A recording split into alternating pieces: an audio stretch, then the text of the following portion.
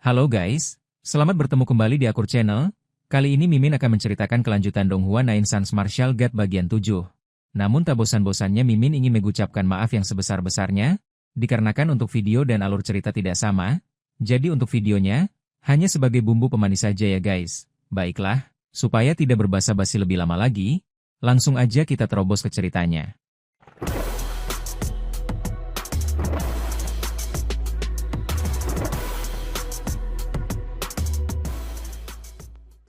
Pada episode sebelumnya, diceritakan kota bulan purnama menggelar kontes pertambangan 4 ras yang paling bergengsi. Ribuan orang memadati alun-alun, menyaksikan persaingan keluarga besar Qin, Xi, Lu, dan Ye. Di tengah sorotan pada Qin An yang berbakat, Ye Yunfei melangkah tenang meski diremehkan.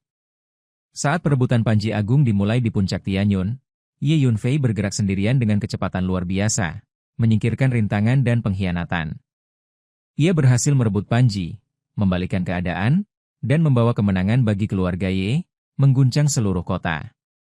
Dengan langkah ringan namun penuh wibawa, Ye Yunfei kembali ke alun-alun bersama seluruh anggota keluarga Ye. Ke-14 peserta tampak kelelahan, tetapi selamat tanpa luka, membuat suasana langsung berubah. Di tengah sorotan, pandangan Ye Tianfeng terhadap Ye Yunfei pun berubah total, karena ia akhirnya menyadari perbedaan kekuatan yang selama ini ia abaikan. Keheningan dan keterkejutan menyebar, terutama di pihak keluarga Qin, Xi, dan Lu, yang rencana kejam mereka runtuh tanpa bekas. Di antara bisik-bisik penghinaan dan tudingan pengecut yang sempat menggema, Ye Yunfei dengan tenang menegaskan kenyataan. Panji Agung ditancapkan di hadapan semua orang, berkibar gagah di depan mimbar keluarga Ye. Seketika, alun-alun terdiam. Kemenangan yang tak terbantahkan itu membalikan ejekan menjadi keguncangan, sekaligus membangkitkan sorak kemenangan keluarga Ye. Di balik kegembiraan tersebut, kemarahan dan niat membunuh mulai bersemi di pihak lawan. Para pemimpin keluarga besar menyadari bahwa hasil ini telah merusak rencana mereka, sementara para tetua dan tokoh kuat mulai memandang Ye Yunfei dengan perhatian baru. Di atas awan dan di antara kerumunan, berbagai pihak menyaksikan dengan emosi berbeda, dari kekaguman hingga ketidaksenangan yang tersembunyi. Meski keluarga Ye meraih kemenangan tahap pertama, badai belum berlalu. Dengan wajah tenang dan penuh percaya diri, pihak keluarga Qin bersiap menyambut babak kedua, pertarungan arena.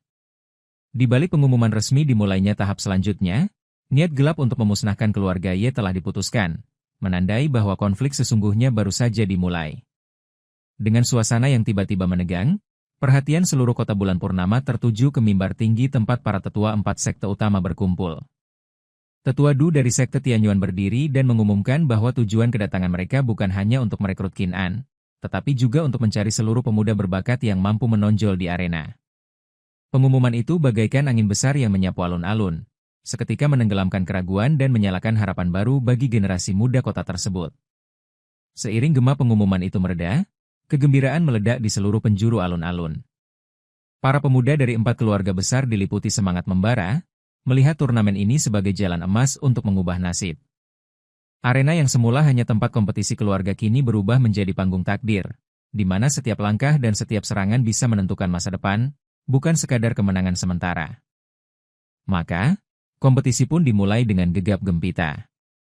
Para peserta beradu kekuatan dengan seluruh kemampuan yang mereka miliki, berusaha menarik perhatian para tetua sekte. Sorak-sorai penonton terus bergema, namun di tengah keramaian itu, Ye Yunfei justru tampak tenang dan acuh. Baginya, pertarungan para pemuda dengan tingkat pemurnian tubuh itu terasa hambar. Pandangannya lebih sering tertuju pada Qin An, sosok yang menjadi pusat segala konflik dan penindasan terhadap keluarga Ye. Di balik sorotan arena, ketegangan antar keluarga semakin mengental. Keluarga Qin yang semakin kuat bersekutu dengan kekuatan lain untuk menekan keluarga Ye hingga ke ambang kehancuran. Niat membunuh perlahan tumbuh di hati Ye Yunfei, seolah ia menunggu saat yang tepat untuk mengakhiri semuanya di sumber masalah. Sementara itu, para tetua 4 sekte justru menunjukkan kekecewaan, menilai sebagian besar peserta sebagai bakat biasa yang tidak layak diperhitungkan. Namun, suasana berubah drastis ketika darah pertama tertumpah. Seorang anggota keluarga Ye tewas di arena meski telah menyatakan menyerah. Amarah pun meledak, dan pertarungan berubah dari ajang pembuktian menjadi medan kebencian. Ye Sue melompat ke arena untuk menuntut balas, bertarung sengit hingga keadaan tampak seimbang, sebelum seorang pemuda dari keluarga Si dengan kekuatan jauh lebih tinggi turun tangan. Dengan kekuatan yang timpang, Yesue segera terdesak. Pedangnya terlepas, tubuhnya terluka parah, dan nyawanya berada di ujung tanduk. Upaya keluarga Ye untuk menyelamatkannya terhalang oleh kekuatan gabungan keluarga lain dan para pejabat tinggi. Di saat keputusasaan mencapai puncaknya, sebuah sosok akhirnya bergerak. Seakan waktu berhenti, Ye Yunfei muncul di arena pada detik terakhir. Dengan tangan kosong, ia menangkap pedang yang hampir merenggut nyawa Yesue. Kehadirannya yang tiba-tiba membuat semua mata terbelalak. Pada momen itu, semua orang menyadari bahwa badai sesungguhnya baru saja turun ke atas arena kota bulan purnama. Dengan langkah tenang namun penuh wibawa, Ye Yunfei meminta Yesue untuk turun dari arena dan menyerahkan pertarungan kepadanya. Senyum tipis di wajahnya memperlihatkan keyakinan yang lahir dari kekuatan sejati. Di antara generasi muda keluarga Ye, hanya Yesue yang selalu memperlakukannya dengan hormat, sehingga Ye Yunfei tak ragu berdiri di garis depan untuk melindunginya. Yesue pun mundur tanpa ragu, karena ia tahu jurang kekuatan antara dirinya dan Ye Yunfei bagaikan langit dan bumi. Saat Ye Yunfei berdiri sendirian di arena, amarah Si Hong meledak. Pedang panjang yang dipegangnya tak mampu bergerak sedikit pun di genggaman Ye Yunfei, sementara sikap tenang Ye Yunfei justru membuat lawannya tampak seperti badut di hadapan ribuan pasang mata. Ketika Si Hong menyerang dengan seluruh kekuatannya, arena pun berguncang hebat. Namun Ye Yunfei membalas dengan satu pukulan lurus tanpa teknik rumit, menghancurkan lengan Si Hong seketika, lalu mengakhiri hidupnya dengan serangan kilat yang bersih dan mematikan. Keheningan menyelimuti alun-alun. Semua orang terpaku melihat kenyataan yang tak masuk akal. Seorang kultivator pemurnian tubuh tingkat 6 membunuh ahli tingkat 9 hanya dalam satu rangkaian gerakan. Ketegangan segera merambat ke mimbar para kepala keluarga. Kemarahan keluarga Si memicu bentrokan antar tetua, hingga akhirnya kekuatan tersembunyi Ye Tianpeng terungkap ke hadapan publik. Dengan kultivasi tahap akhir alam bumi, ia berdiri sebagai tembok kokoh yang membuat keluarga Qin, Si, dan Lu tak berani bertindak gegabah. Di tengah tekanan itu, Ye Yunfei berdiri di arena dengan sikap tenang dan pandangan tajam, menantang generasi muda dari 3 keluarga besar. Tak seorang pun berani maju, hingga akhirnya Lu Mubai, putra kepala keluarga Lu dan kebanggaan generasi muda mereka, melangkah ke arena. Namun pertarungan itu berakhir jauh lebih cepat dari yang dibayangkan. Dengan kekuatan fisik murni yang mengerikan, Ye Yunfei menghancurkan senjata, mematahkan perlawanan, dan membunuh Lu Mubai dalam sekejap mata. 2 pembunuhan instan berturut-turut membuat seluruh kota bulan purnama terguncang. Para tetua dari 4 sekte utama mulai memperhatikan Ye Yunfei dengan serius, menyadari bahwa pemuda yang selama ini disebut sampah itu menyimpan potensi mengerikan.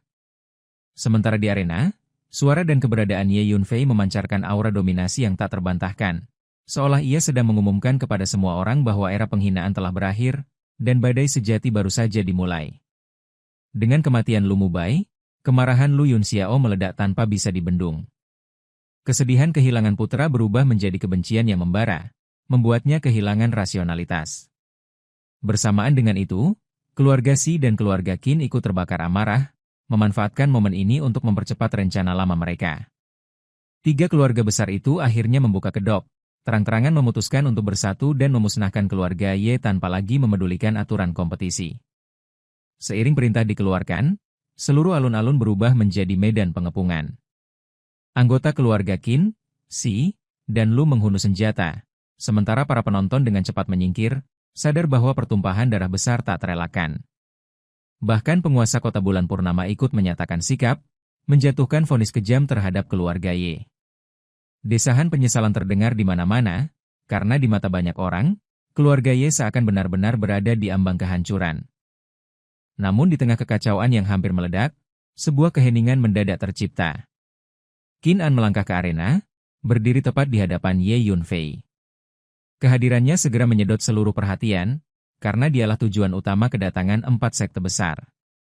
Situasi yang semula kacau berubah fokus, seolah semua konflik bermuara pada satu titik, pertemuan 2 pemuda yang dianggap paling menentukan nasib kota bulan purnama. Qin An tampil dengan sikap tenang dan penuh keyakinan, memancarkan aura tajam bak senjata yang terhunus. Ia adalah kebanggaan keluarga Qin dan harapan masa depan mereka, pemilik tubuh roh surgawi yang legendaris. Banyak pihak memandang Ye Yunfei hanya sebagai penghalang sementara, sementara Qin An diyakini sebagai sosok yang akan berdiri di puncak. Diskusi pun meledak di antara penonton, membandingkan kekuatan fisik Ye Yunfei dengan keunggulan bakat alami Qin An. Di sisi lain, Ye Yunfei tetap berdiri tanpa gentar. Baginya, kekuatan fisik bukanlah jalan buntu, melainkan puncak seni bela diri yang sering diremehkan oleh mereka yang berwawasan sempit. Dengan pengalaman dan pengetahuan yang melampaui dunia ini, ia memandang keangkuhan Qin An sebagai sesuatu yang rapuh. Ketegangan di arena pun semakin memuncak, seolah udara sendiri ikut menahan napas. Saat aura Qin An akhirnya meledak, energi spiritual yang dahsyat menyelimuti arena, mengguncang tanah dan hati semua orang yang menyaksikan. Fakta bahwa ia telah mencapai tahap menengah alam bumi di usia 17 tahun membuat seluruh alun-alun gempar. Kekaguman dan keterkejutan bercampur menjadi satu, karena semua orang sadar bahwa pertarungan yang akan terjadi bukan lagi sekadar duel generasi muda, melainkan benturan dua jalan kekuatan yang akan menentukan arah takdir selanjutnya. Dengan sorotan penuh penilaian, para tetua dari 4 sekte utama memuji bakat Qin An sebagai pemilik tubuh roh surgawi. Di usia yang masih sangat muda, ia mampu menembus tahap menengah alam bumi meski hanya mengandalkan teknik kultivasi sederhana dari keluarga kecil. Di mata para tetua, potensi Qin An tampak tak terbatas, seakan masa depannya telah ditakdirkan bersinar terang begitu ia memasuki sekte besar dengan teknik kultivasi tingkat tinggi yang sesungguhnya. Kebanggaan pun meluap di pihak keluarga Qin, Xi, dan Lu. Mereka semakin yakin bahwa Qin An adalah jenius sejati, jauh di atas Ye Yunfei yang selama ini mereka rendahkan. Dengan penuh kepercayaan diri, Qin An akhirnya bergerak. Tombak panjangnya terlepas dari punggung, memancarkan aura tajam dan mengerikan.